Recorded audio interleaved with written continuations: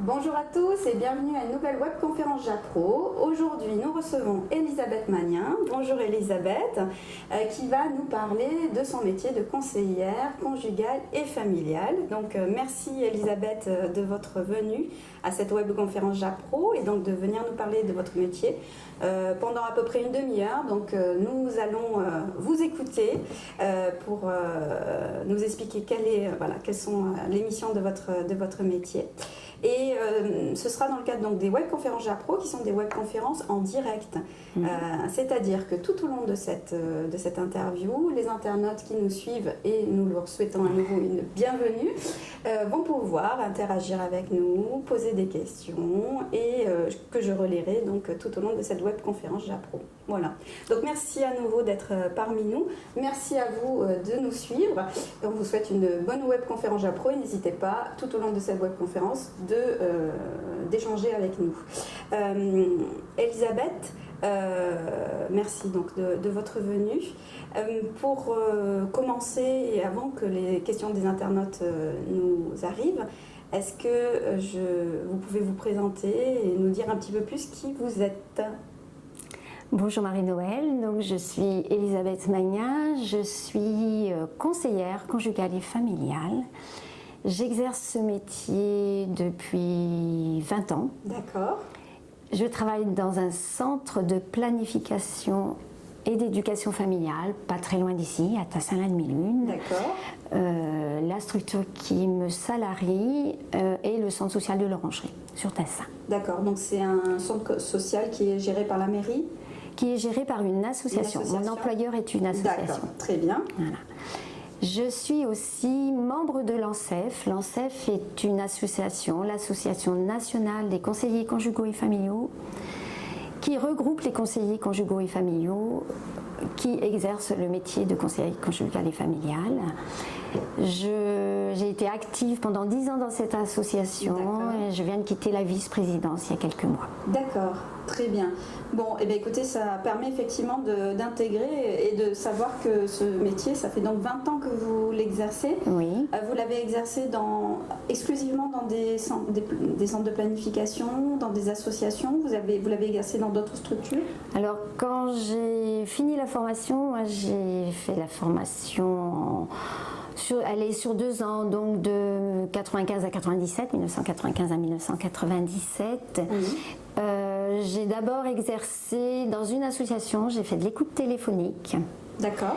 Et aussi, j'ai travaillé dans un hôpital, dans un centre d'orthogénie. Donc j'ai eu 2 employeurs au tout début.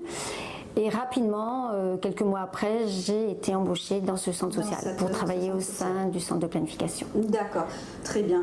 On reviendra peut-être un petit peu plus tard sur les types d'employeurs pour les conseillers conjugaux et puis on va dire les environnements de travail de ces derniers. Oui. Mais avant, si je peux me permettre de vous demander concrètement en quoi consiste le métier de conseiller conjugal et familial. Est-ce que vous pourriez nous en faire une définition assez, bon, peut-être pas très courte, mais assez concise pour nous expliquer en quelques mots en quoi il consiste? Alors c'est un métier d'accompagnement et d'écoute, hein, et même l'écoute est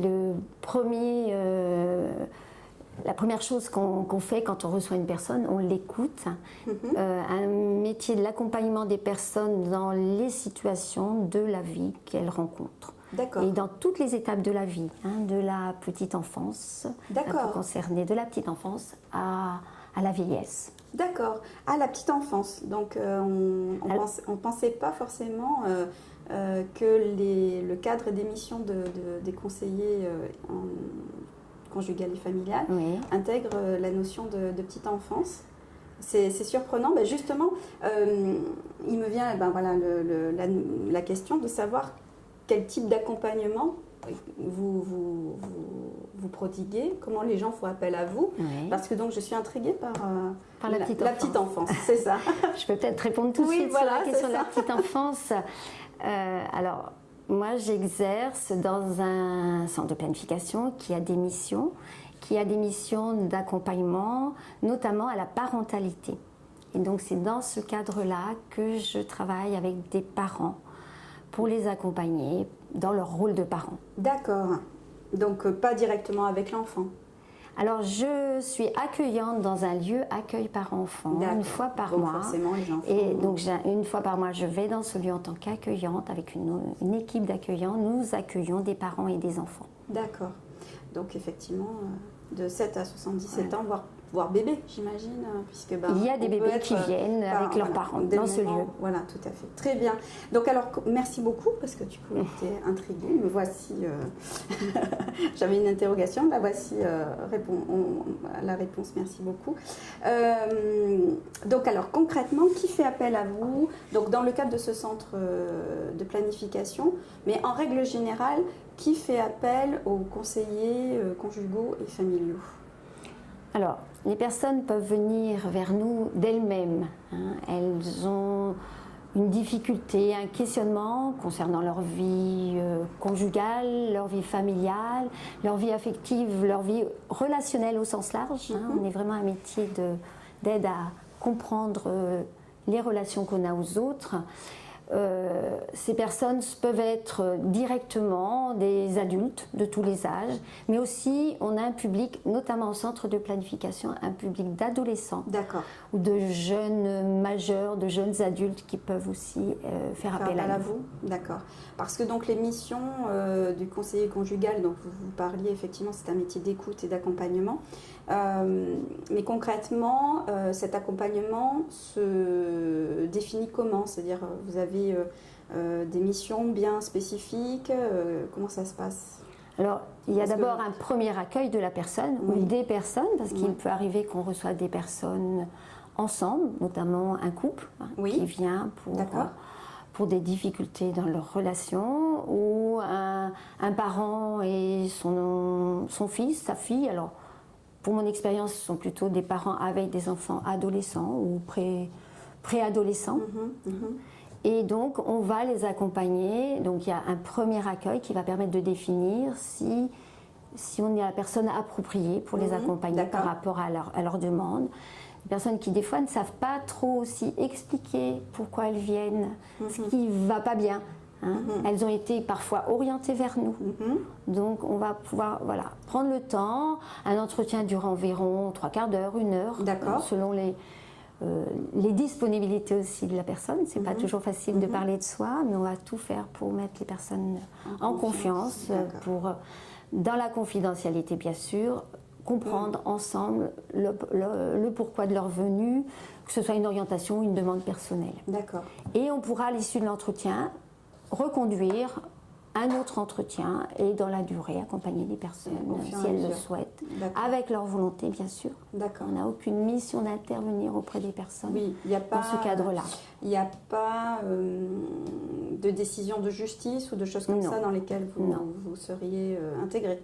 Alors il est arrivé moi que je reçoive des couples pour des difficultés conjugales orientées par un juge des affaires familiales, mais ce n'est pas une injonction, c'est un conseil, une orientation, un conseil. Ça reste du conseil, comme le nom de votre métier l'indique. D'accord. Donc vous n'avez pas il n'y a pas d'obligation d'aller voir un professionnel comme vous. Non. C'est juste de l'ordre du conseil.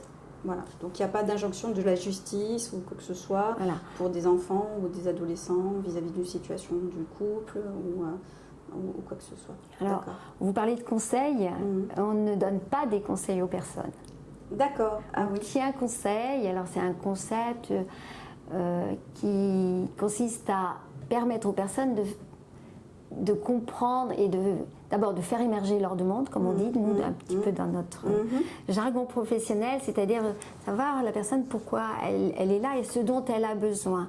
Et ce dont elle a besoin, c'est une aide pour comprendre ce qui se passe en elle, mais faire en sorte qu'elle puisse en elle trouver les solutions dans ses ressources. Alors, on reçoit beaucoup de personnes qui sont affaiblies, en difficulté, et quand bien même, on va les accompagner pour trouver ce qu'elles doivent, vers quoi elles doivent aller, s'il faut prendre une décision dans leur vie personnelle, affective, ou en tout cas mieux comprendre, aller vers un autre professionnel. Vous n'allez pas faire à la place d'eux. On ne fait pas à la place d'eux. On accompagne le cheminement de chaque personne. D'accord. Et du coup, les dimensions sur lesquelles que le conseiller peut intervenir, c'est lesquelles? Ce sont lesquelles? Les dimensions de la vie affective, Oui. relationnelle, sexuelle. Et sexuelle, d'accord. Donc c'est les 3 volets. Voilà. D'accord. Alors, dans la vie affective, il y a la vie familiale, il y a la vie conjugale, les relations aux autres. Donc, c'est voilà, les 3 volets. C'est les 3 volets. Nos champs d'intervention. D'accord, donc on est sur ces 3 volets-là. Et en règle générale, vous recevez plutôt les personnes en individuel ou en couple ou en groupe, je ne sais pas, au niveau des familles par exemple? Alors, entière, tout dépend du lieu d'exercice où on travaille. C'est beaucoup notre pratique qui est aussi en lien avec le lieu d'exercice où on travaille. C'est vrai que moi, travaillant en centre de planification d'éducation familiale, je reçois pas mal d'adolescents, je reçois aussi des couples, des personnes qui viennent en couple pour parler de leur vie de couple, mais aussi des personnes qui en individuel viennent parler de leur vie de couple ou leur vie familiale. Ça peut être venir parler ou être orienté parce qu'on vit des violences conjugales. Ça peut être une demande pour une interruption volontaire de grossesse.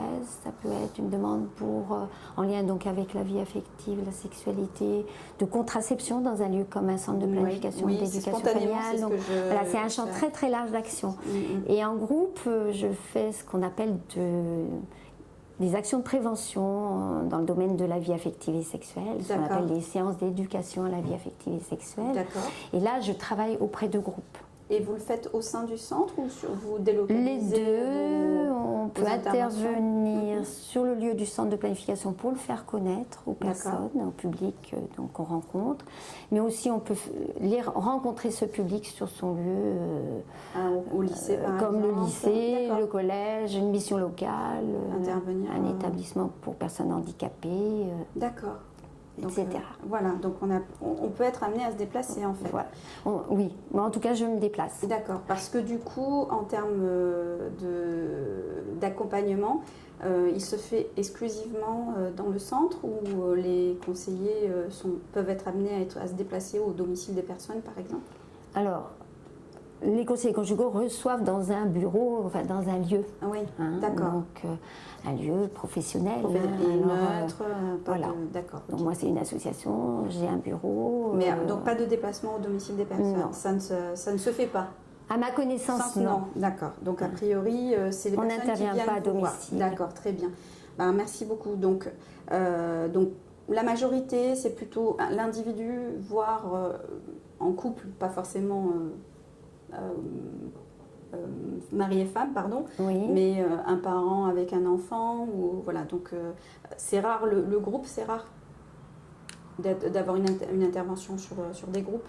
Ah oui, moi j'en fais très régulièrement. Oui, c'est une des missions principales d'un centre de planification. Par rapport à la prévention. Par rapport à la prévention. Donc on a ces trois types d'accompagnement. Tout à fait. D'accord, très bien. Et concrètement, un accompagnement, ça se passe comment? Donc là, tout à l'heure, vous indiquiez que vous commenciez par un premier rendez-vous où il y avait beaucoup d'écoute sur voilà, la formulation de la problématique et le pourquoi des personnes, de la venue des personnes. Et après, ça s'enchaîne par des entretiens réguliers, si possible, mais tout dépend de l'investissement que va pouvoir avoir la personne. Parce que c'est pas facile de parler de soi. Et ça peut faire peur, ça peut être difficile, ça peut être douloureux de parler de situations difficiles qu'on vit, qu'on a vécues. Et on va faire en sorte que la personne adhère, mais c'est toujours elle qui peut à tout moment, bien sûr, dire je ne peux pas aller plus loin, on va arrêter. Je m'arrête. Voilà. Mais il y a la possibilité d'un accompagnement régulier. Moi, dans ma pratique, j'essaye de voir les personnes en entretien quand elles enclenchent un travail de réflexion sur leur vie de couple, par exemple, ou familiale, au rythme de toutes les 3 semaines maximum. Toutes les 3 semaines, c'est un bon rythme. Et quand il y a besoin, ou dans le début d'un accompagnement, ça peut être tous les 15 jours. D'accord. Et on est sur des rendez-vous qui durent à peu près combien de temps? 1 heure. 1 heure environ. Ou 3 quarts d'heure. C'est quelque chose qui est cadré par rapport à votre travail, enfin votre métier? Est-ce que c'est quelque chose qui est dit, le rendez-vous c'est 1 heure avec une cadence minimum de 15 jours? Voilà, c'est quelque chose qui est cadré Mais dans la démarche, pas forcément par rapport alors au métier. après, on s'approprie chacun la façon dont on veut accompagner les personnes. Mais dans le cadre de la formation, on apprend à gérer et à conduire, enfin plutôt à conduire des entretiens. Et un entretien, il y a un début, une fin, il y a des formalités, il y a le cadre de la sécurisation de cet entretien, que la parole va être possible, qu'on va faire en sorte que la parole soit possible, que le principe d'un entretien, c'est qu'il n'y ait pas de débordement, de débordement, de forme de violence, par exemple. Et à tout moment, on peut arrêter l'entretien. Vis-à-vis de vous aussi, de débordement. Alors nous, on a appris, on sait à gérer et à nous-mêmes nous comporter correctement dans le respect des personnes, mais c'est la règle d'être respectueux, alors les personnes entre elles, mais les personnes avec moi et moi avec eux, bien sûr. Donc il y a un cadre. Un respect. C'est vraiment important et c'est sécurisant un cadre pour un entretien. Oui, c'est ce qu'on se dit, voilà. C'est organisé et cadré. Une question de Nathalie. Bonjour Nathalie, qui demande donc en complément de la question que je viens de vous poser, c'est-à-dire comment concrètement se concrétise un accompagnement. Elle voudrait savoir quelles sont les méthodes que vous utilisez. Alors sans pour autant être expliquer concrètement et de façon détaillée, mais quels outils, quelle méthodologie vous mettez en place dans les accompagnements? D'accord. Et si je comprends bien, dans le cadre des entretiens, parce que c'est pas la même chose d'accompagner en entretien et de gérer et d'animer une séance de prévention. D'accord. Alors on va parler plutôt sur l'entretien. Nathalie. Voilà, on va parler sur les entretiens. Oui, tout à fait. Alors les entretiens, comme j'expliquais, il y a un début, une fin. Alors, le premier entretien, ce qui est important, c'est de se présenter. Donc l'outil, c'est déjà de pouvoir dire qui on est, de quelle place on parle, donc c'est pour ça que on est dans une structure, on a une reconnaissance professionnelle du fait d'avoir fait cette formation. L'entretien lui-même va se dérouler en demandant aux personnes de se présenter et de dire, après que moi je me sois présentée, et de parler de pourquoi elles arrivent vers moi, pourquoi elles sont là. Qu'est-ce qui se passe, qu'est-ce qui s'est passé, expliciter un petit peu la situation. Et de permettre aux personnes d'être à l'aise pour en parler, les inviter à parler d'elles. On parle de soi en entretien, de la situation, mais qui fait que on est concerné, donc on parle de soi. Et au niveau d'outils de la conduite d'entretien, on pratique la reformulation pour permettre aux personnes d'entendre ce qu'elles disent, ce qu'elles expriment pour elles, qu'elles expriment quand il s'agit d'un entretien de couple à l'autre, et de faire travailler sur les réactions de l'un et l'autre par rapport à ce que dit l'autre. Et c'est ce processus-là qu'on va enclencher. Et nous-mêmes d'apporter des éléments ou de faire avancer, parce qu'on chemine en écoutant les personnes dans cet entretien, et d'amener des sujets qui peuvent peut-être aussi être concerner leur situation, d'avancer avec eux. D'accord. Donc on est sur cette méthodologie, donc beaucoup d'écoute, de la reformulation. Tout à fait. Et puis amener peut-être des éléments complémentaires pour amener les personnes à réfléchir. Tout à fait. Aller un petit peu plus loin dans leur réflexion. D'accord, très bien. Voilà, Nathalie, pour répondre à votre question, merci beaucoup. Aujourd'hui, les accompagnements, au niveau de la durée, c'est variable.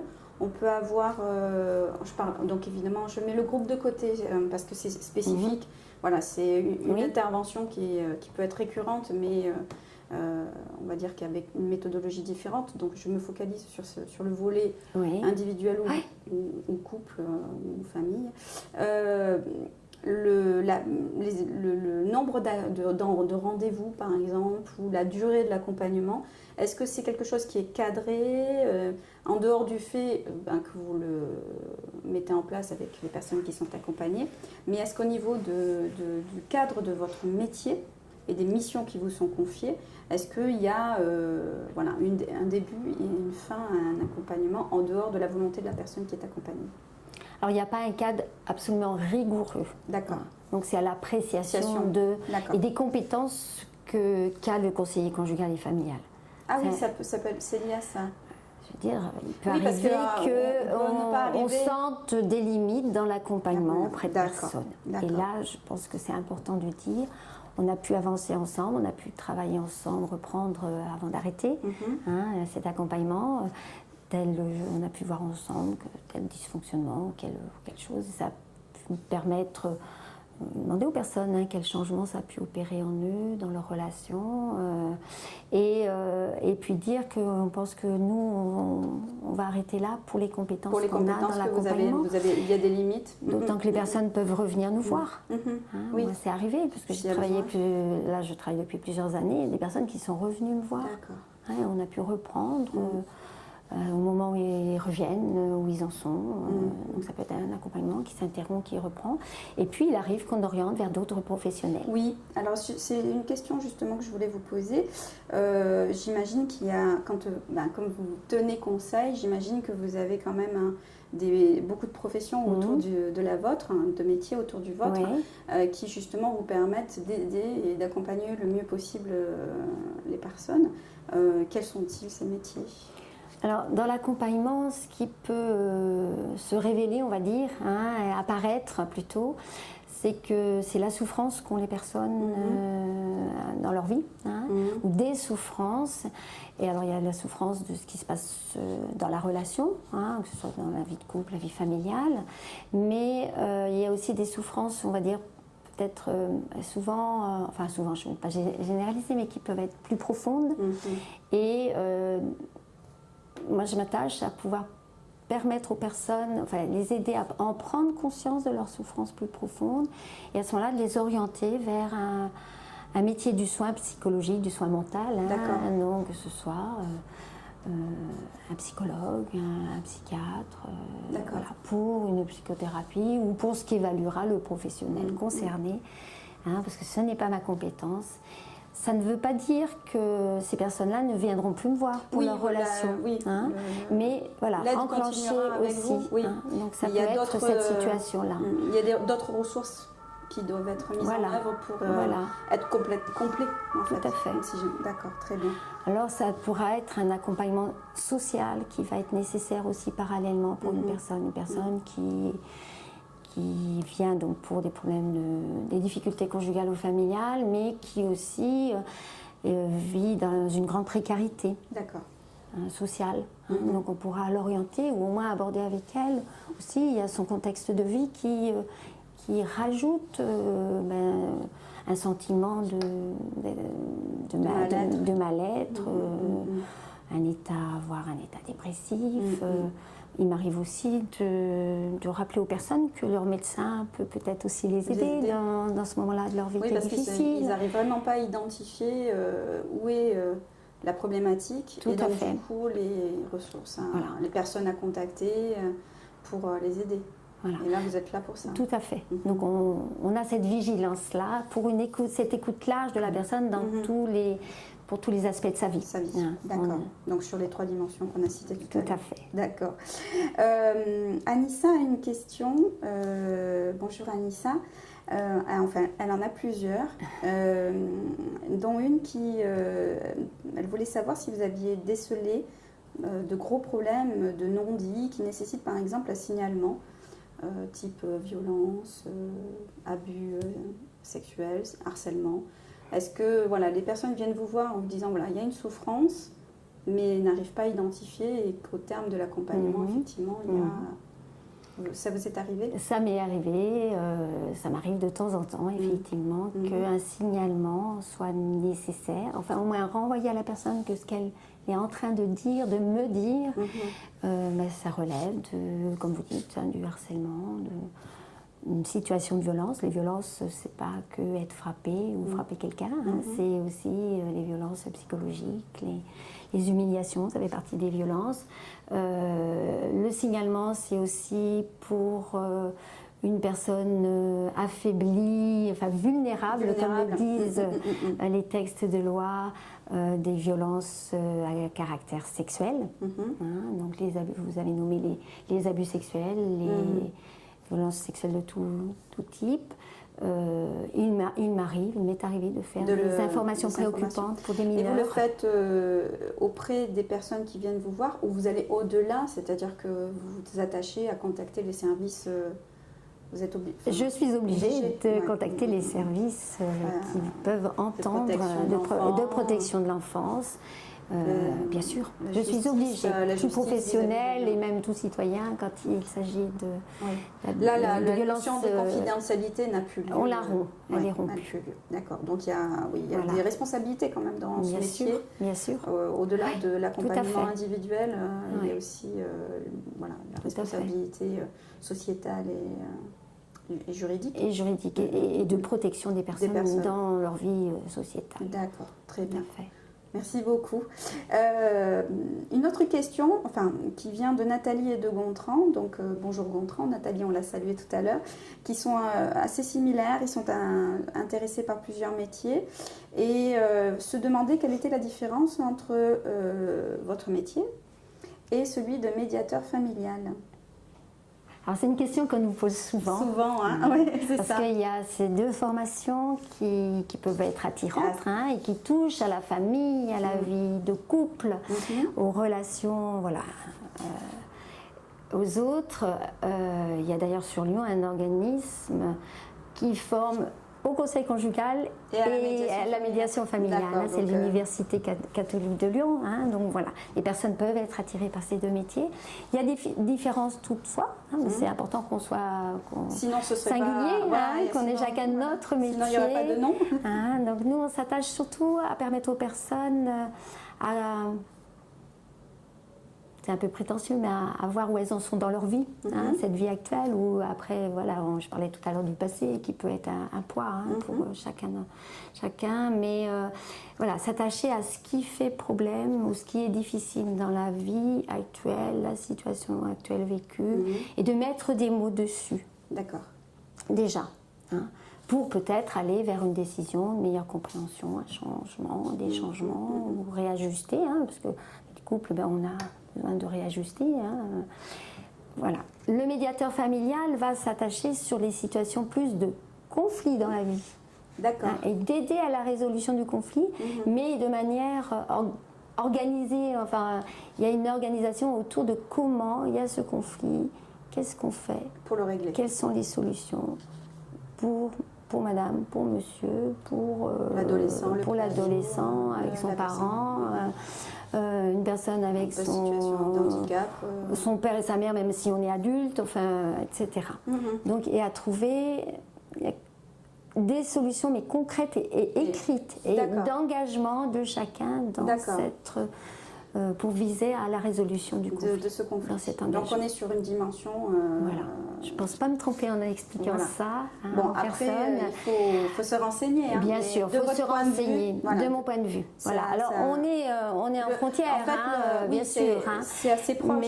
Quand on parle de conflit, j'imagine que les conseillers conjugaux et familiaux, des fois, se retrouvent face à des conflits dans le cadre du couple, par exemple.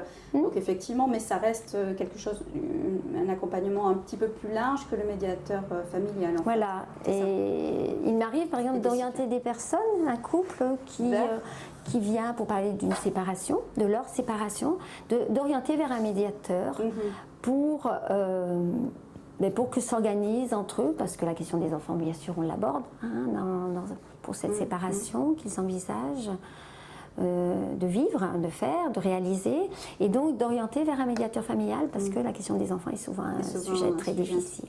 Donc nous, on va parler de comment en parler de cette séparation aux enfants, par exemple. On va travailler sur cette question-là, parce qu'il peut y avoir beaucoup de culpabilité pour les parents, pour annoncer à leur enfant la séparation. Mais voilà, il y aura l'orientation vers un médiateur pour la question de l'organisation autour de la vie de l'enfant. D'accord. Voilà. Donc Nathalie et Gontran, renseignez-vous tout de même, mais voici le point de vue d'Elisabeth sur la différence, on va dire essentielle. Oui, essentielle, mais au moins déjà sur un point. Est-ce que du coup, c'est un métier qui est difficile est-ce que c'est impactant par rapport à la vie privée? Est-ce que, parce que les personnes que vous accompagnez n'ont pas une vie simple, est-ce que du coup est-ce que ça ressurgit sur votre vie et auquel cas, comment vous arrivez à gérer cet élément-là? Alors, c'est un métier relationnel, c'est un métier qui touche à l'humain. Donc un humain, il a des émotions. Donc effectivement, ce qui se fait vivre, oui, il y a des choses qui se font vivre, qui nous font vivre des émotions des fois un petit peu particulières voire difficiles lors des rencontres avec les personnes. Donc ces émotions, on a à les gérer et à faire avec. Et donc, c'est la formation qui nous permet de travailler sur ces questions-là. Je pense que pour exercer ce métier, c'est important d'avoir pu et de savoir se dégager de soi pour être dans l'écoute. D'avoir une maturité. Une maturité. Et donc, une question de Anne et Anissa d'ailleurs, qui demandait, pardon je vous coupe, si il avait besoin nécessairement d'avoir une expérience dans la vie, que ce soit dans sa vie professionnelle, familiale. Ça rejoint un petit peu ce que vous êtes en train de dire, je pense, non? Oui, vous parlez de maturité, alors c'est pas une question d'âge, la maturité, je pense. Ça peut venir avec... Donc je pense qu'il faut le dire. Mais voilà, cette capacité à se dégager, se décaler. Alors ça ne veut pas dire qu'on est muré, on a des émotions. Moi, quand je parle aux personnes, je lui montre mes émotions, mais en restant dans un certain contrôle de mes émotions. Les émotions de sympathie, je vais les montrer, mais on a à savoir les canaliser et aussi avoir fait un travail sur soi. D'accord. Et c'est la formation qui le permet, ça? Alors la formation est impliquante. On travaille beaucoup sur des mises en situation de conduite d'entretien, où à la fois on peut être le conseiller conjugal qui conduit l'entretien, mais aussi la personne qui vient voir le conseiller conjugal avec telle difficulté. Et ça nous permet de travailler ce qui se passe vraiment, ce qui va se passer après quand on conduira les entretiens.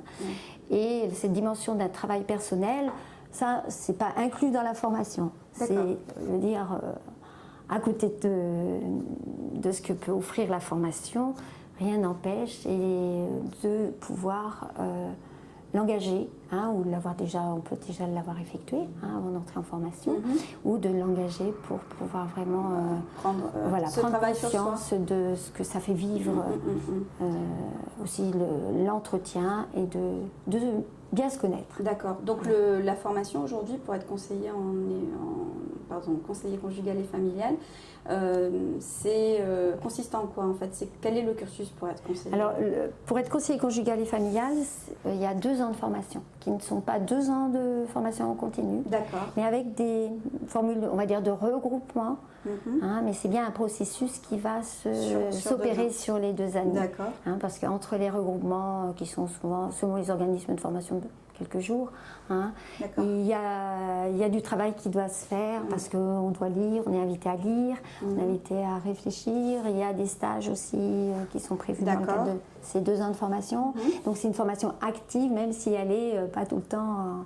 on n'est pas tout le temps en situation d'apprendre dans le lieu de formation. On continue. Voilà. Mais on apprend aussi donc on est sur en dehors. 2 ans. Et pour être conseiller conjugal et familial, il faut forcément avoir un diplôme. Alors, pas forcément, mais l'entrée en formation peut être possible pour les personnes qui ont 2 ans de... Bac plus 2, pardon, excusez-moi. Pour les personnes qui viennent des services, enfin des métiers du social, de l'éducatif, du médico-social, du paramédical, de l'animation, du juridique, du cadre juridique. Donc on peut entrer en formation. Et il y a une formation préalable qui dure 1 an avant, qui s'appelle la formation éducation à la vie, qui pour les personnes qui ne seraient pas de ces champs professionnels que je viens de citer, puissent avoir une année de formation, alors qui n'est pas non plus en continu, mais qui met sur en route sur le même schéma Et donc pour être officiellement conseiller conjugal et familial, il faut forcément avoir l'obtention du diplôme.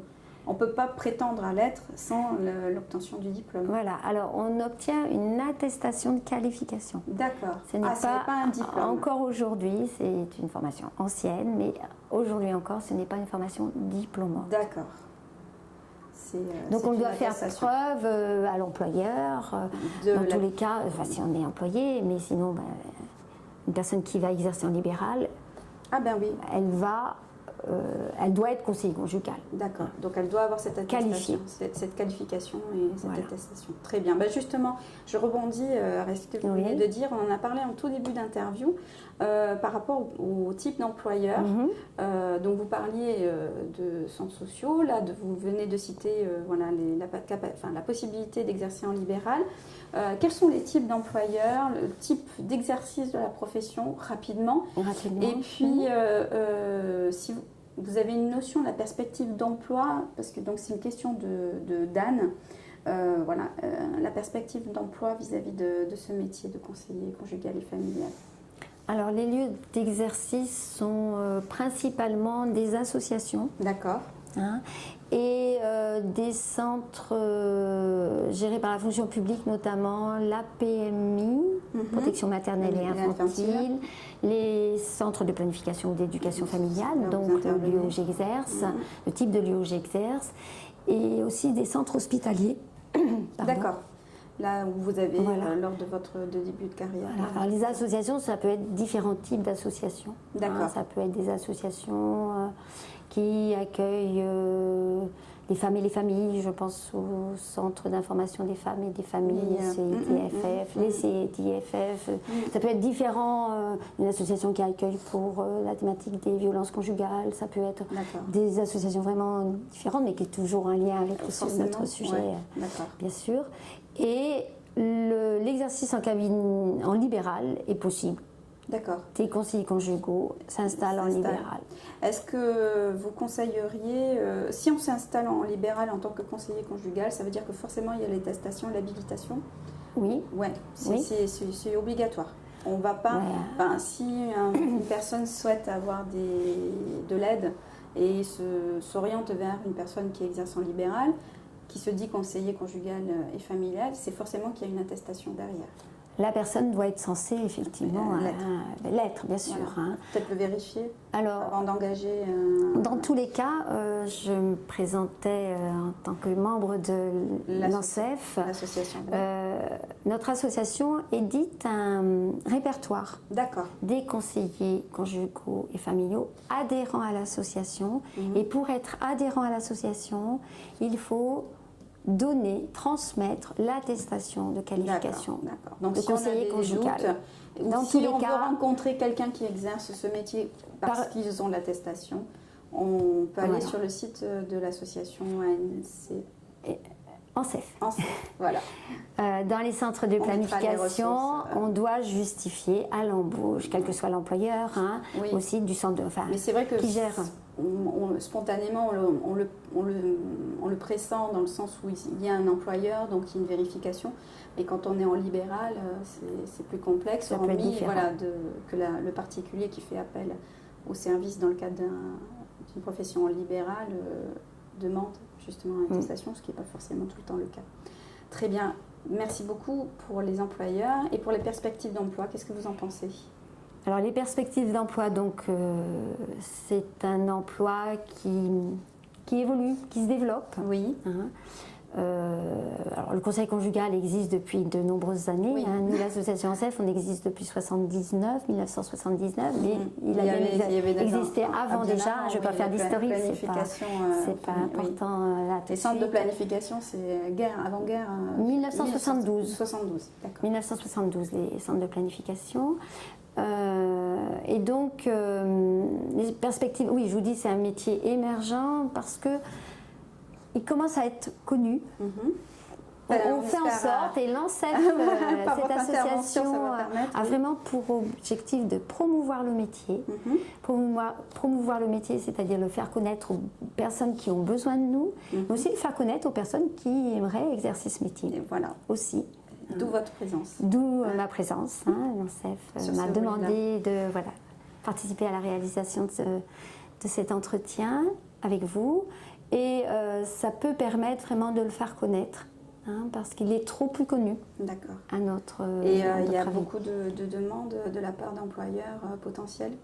Alors il faut que il y a les structures qui doivent avoir des conseillers conjugaux dans leurs membres de personnel, donc qui en ont, mais je pense qu'on peut aussi trouver et faire présenter le conseil conjugal comme étant un atout dans un lieu professionnel. Hein, et donc on arrive à le développer. D'accord. Hein. Je pense notamment à la problématique des souffrances au travail. Hein. Un conseiller conjugal dans une entreprise à sa place. Hein. Il y a souvent un assistant de service social dans une entreprise, tout à fait. Hein, et qui d'ailleurs peut orienter vers les conseillers conjugaux. Hein, mais nous avons toute notre place dans ce type de lieu. Dans la société, dans son ensemble. Voilà. Très bien, merci beaucoup. Je pose toujours une question qui devient un rituel aux webconférences Japro et on terminera, puisque bon, on est sur la fin de notre conférence. Très intéressante pour ma part, je l'espère pour vous aussi et puis pour vous aussi. Donc la question est de savoir qu'est-ce qui est le plus difficile pour vous par rapport à votre métier, et puis au contraire, pour terminer sur une note positive, qu'est-ce qui vous plaît le plus, qu'est-ce qui fait que ça fait 20 ans que vous l'exercez et vous ne vous posez jamais la question, vous savez que c'est le bon choix que vous avez fait. Alors, elle est un petit peu difficile cette question. Oui, elle est difficile. Le plus difficile, alors des situations difficiles, on rencontre des situations difficiles. Vis-à-vis de l'entretien? Dans les situations d'entretien, mais ça peut être aussi en gérant un groupe dans un établissement scolaire, alors que les élèves n'ont pas du tout envie d'entendre parler de sexualité et que moi je suis là pour leur en parler. Donc ça peut être difficile à vivre. Hein, et gérer un groupe, ce n'est pas facile. On l'apprend aussi en formation. Un entretien peut être difficile parce que, comme je vous disais, le cadre de l'entretien, c'est le respect des règles, c'est-à-dire qu'on va se respecter, hein, notamment dans les règles. Cette règle est aussi très importante. Et il peut y avoir un moment de débordement qui fait que on est mis à mal, on n'avait pas prévu, on ne pensait pas que ça allait venir, ou on sentait venir, mais on faisait tout pour que ça s'arrête, mais ça... Voilà, donc ça peut être un moment difficile. Hein, donc voilà, il y a à réagir. Sachant que avec l'expérience, on est de plus en plus à l'aise. Donc vous m'auriez demandé, poser cette question au début de mon expérience professionnelle dans ce métier, j'aurais parlé certainement plus de la question de la gestion des entretiens qui peut faire peur en début de carrière. Hein, parce qu'effectivement, chaque situation est unique, on est tous uniques en tant qu'être humain, donc chaque situation apportée par une ou des personnes est unique. Et il y a cet inconnu qui fait qu'on peut être plus ou moins à l'aise avec qu'est-ce qu'ils vont me dire, qu'est-ce qui va se passer. Mais bon, c'est bien là l'objet de notre travail d'accompagner ce moment-là. Voilà, donc c'est beaucoup moins difficile qu'aujourd'hui. Aujourd'hui. Voilà. Et j'ai beaucoup de plaisir à travailler. Oui. Est-ce que c'est... Et donc le point, voilà, qu'est-ce qui fait que c'est le métier que vous avez choisi, c'est celui-ci, il n'y a pas de... Voilà, c'est le bon choix et c'est le métier qui vous correspond? C'est d'ailleurs une question d'Ophélie. Bonjour Ophélie, est-ce que vous vous sentez bien dans votre métier? Je pense que... Oui, je peux dire oui, hein, je me sens bien dans ce métier parce que je l'ai choisi. Alors, il est mon deuxième métier. Auparavant, j'étais éducatrice spécialisée. Vous allez dire, pas changer beaucoup de champ professionnel, mais malgré tout, c'est un autre métier. C'est un autre métier parce que ce qui m'intéressait quand j'ai voulu faire cette formation, c'était d'être vraiment dans l'accompagnement de la personne, de ce que vit la personne. Hein, comme je vous expliquais tout à l'heure, différentes situations de la vie, des étapes de la vie, que ce soit un deuil, un moment de chômage, la séparation, la perte d'un enfant, accepter le handicap de son enfant, c'est tout ça la vie. Hein. Et donc aider les personnes dans ces moments qui font souffrir et de les aider à avancer, à émerger, à être moins mal, au mieux. C'est ça qui m'intéresse. C'est le cœur du métier en fait, c'est ça. Alors, je travaille dans une structure avec une dimension médicale. Je travaille, je ne sais pas expliquer, mais avec un médecin, dans un centre de planification, il y a un médecin. Et le champ du médical m'attirait aussi beaucoup. D'accord. Donc, le fait du coup de collaborer. Et j'ai... ce qui arrive souvent pour les conseillers conjugaux au fil du temps, on peut trouver qu'on a des limites à nos compétences. On n'a pas pu approfondir tout ce qui serait nécessaire d'approfondir. Et on est assez nombreux à faire des formations complémentaires. Oui. Et moi, j'ai fait une formation complémentaire en sexologie. D'accord. Voilà, quelques années après avoir commencé à exercer. Oui, parce qu'on se rend compte au fur et à mesure de l'expérience aussi, les demandes récurrentes, celles sur lesquelles on a plus de difficultés aussi à aider les personnes à trouver des solutions, j'imagine. Tout à fait. On peut évoluer comme ça et on peut tout au long de sa carrière trouver des formations pour être plus performant dans l'accompagnement. Je pense que, bien sûr, c'est une question d'être performant. Bien sûr, il faut aussi actualiser nos connaissances. On parlait du couple mari et femme, mais les couples, ce n'est pas qu'un homme et une femme aujourd'hui. Donc, c'est aussi accueillir des personnes qui vivent en couple et qui sont de même sexe. C'est entendre des demandes. Notre société évolue qui sont différentes. Pour les familles recomposées. Tout à fait. D'accord, donc évoluer avec la société. Très bien. Est-ce que vous pouvez, en 3-4 mots, nous indiquer quelles sont les qualités qui vous semblent nécessaires pour exercer le métier de conseiller conjugal et familial? En quelques mots, pour clôturer cette magnifique interview. Alors, je vais essayer d'être succincte. Le premier mot qui me vient, c'est la disponibilité. D'accord. Dans l'écoute, bien sûr. Oui, pas être... on ne va pas se promener ensemble, mais... vous avez des horaires assez traditionnels, 8h, midi, vous n'allez pas au-delà... J'étends un petit peu, ça peut être entre midi et 2, parce que ça peut arranger aussi les personnes. Le soir, ça ne va pas être la nuit, ça ne va pas être le week-end. Voilà, donc la disponibilité parce que dans la disponibilité dans l'écoute... oui, je fais une parenthèse, mais la dimension de la vie personnelle est importante aussi pour être bien dans son travail. C'est ce qu'on disait tout à l'heure. Comme celui-ci, notamment. Trouver les équilibres, bien sûr. Oui, tout à fait. La disponibilité et, on va dire, la curiosité dans l'écoute aussi. Et savoir permettre aux personnes... Alors, curieux, ça ne veut pas dire être intrusif. Ce n'est pas la même chose. La curiosité et avoir un intérêt pour l'écoute de la personne, mais une curiosité à découvrir la personne pour qu'elle se découvre elle-même. Parce que c'est pas... Je sais ce que vit cette personne. D'abord, je ne vais rien en faire. C'est sa vie. Mais lui permettre d'être curieuse et d'être disponible à elle. Parce que, bien sûr, on enfouit beaucoup de choses. On n'a pas envie de voir on souffre. On n'a pas envie de se séparer. On n'a pas envie, etc., d'accepter ce qui vient de se passer ou ce qui se passe dans notre vie. Et voilà, c'est ces mots-là qui me viennent. Voilà, donc disponibilité et curiosité. Écoutez, merci beaucoup. On terminera sur ces 2 mots. Merci Elisabeth d'avoir pris de votre temps pour nous expliquer quel était votre métier. On est sur la fin de notre webconférence. Merci à vous de l'avoir suivi. Merci pour vos nombreuses questions. On espère que vous en savez maintenant un petit peu plus sur le métier de conseillère conjugale et familiale.